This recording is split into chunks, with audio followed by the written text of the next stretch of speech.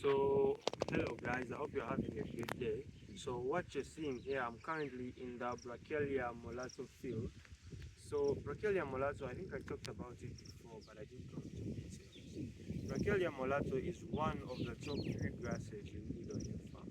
So, brachiaria mulatto, it contains a lot of fiber, up to from 12% to 18% protein, depending on the land you're planting it on. If it's fertile, you'll get 18% of protein, and if it's not fertile, you'll get 12% of protein, and if it's very poor land, you'll get even less.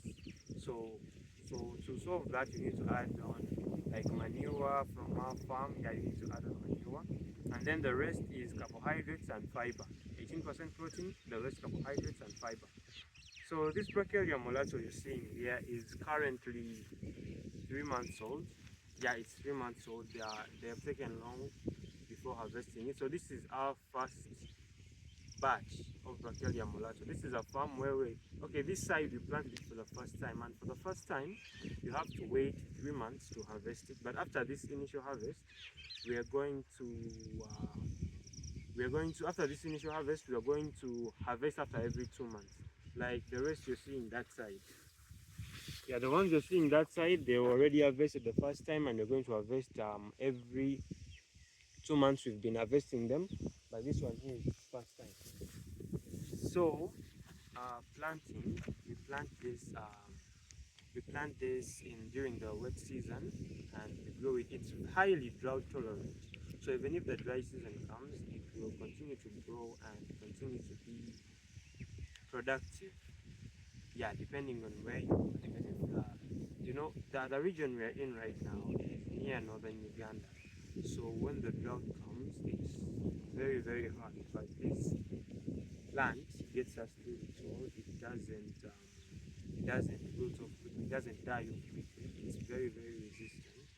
Actually, it's more resistant than the rest of the grasses that I've talked about in previous videos.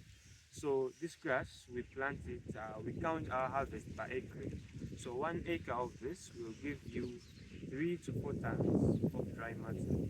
And on the first harvest, the second harvest might give you two tons of dry matter, because it tends to drop a bit since it's working on root development. It's mainly developing its roots. But after the second harvest, it's going to go back to 3 to 4 tons. So for this, you're going to be harvesting after every 2 months, and it goes back. 2 months it goes back, 2 months it goes back. So it only deteriorates after 9 years. After 9 years of harvesting and using, it's going to become shorter and shorter and shorter, and it won't be good anymore.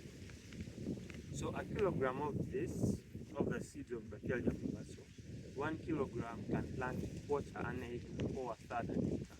So for a full-on acre, you need 4 to 5 kilograms of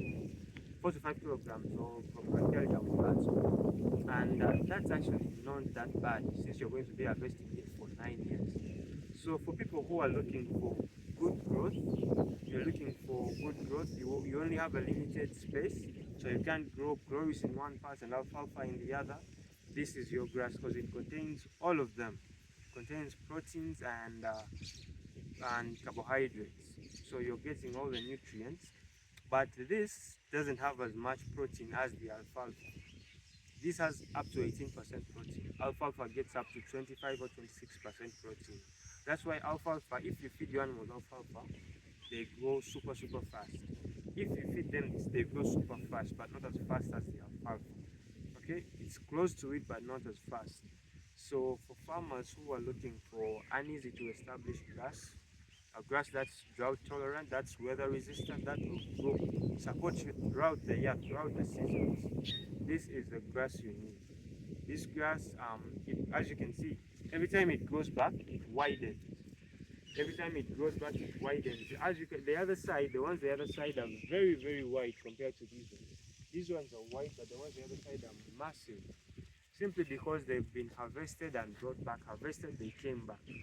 So farmers, this is the best grass you're going to get for all the two. And there are actually a lot of local versions of this. And when I mean local versions, I mean let's say less productive versions. They're similar to this.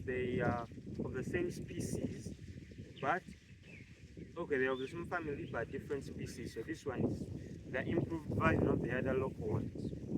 Yeah, so that's all I wanted to tell you today. I wanted to help us know about this grass, to explain further about this grass, and to harvest it. We feed it as hay or silage. Some people would like to make it into silage, but it's better as hay since yeah, animals do well on dry matter more than they do on wet matter. So you harvest it, you cut it from around here, dry it, then you crush it into a powder and give your animals. Or you can give your animals the way it is. You can do rotational grazing depending on what you have, your budget and everything. Yeah, you can just do rotational grazing and you just bring them into your garden, and after feeding them for a few days, close off this area, let them feed in the next. Yeah, that's also possible. And let's see if I'm not forgetting anything. Yeah, that's all I wanted to tell you about the brachiaria mulatto. So thank you very much.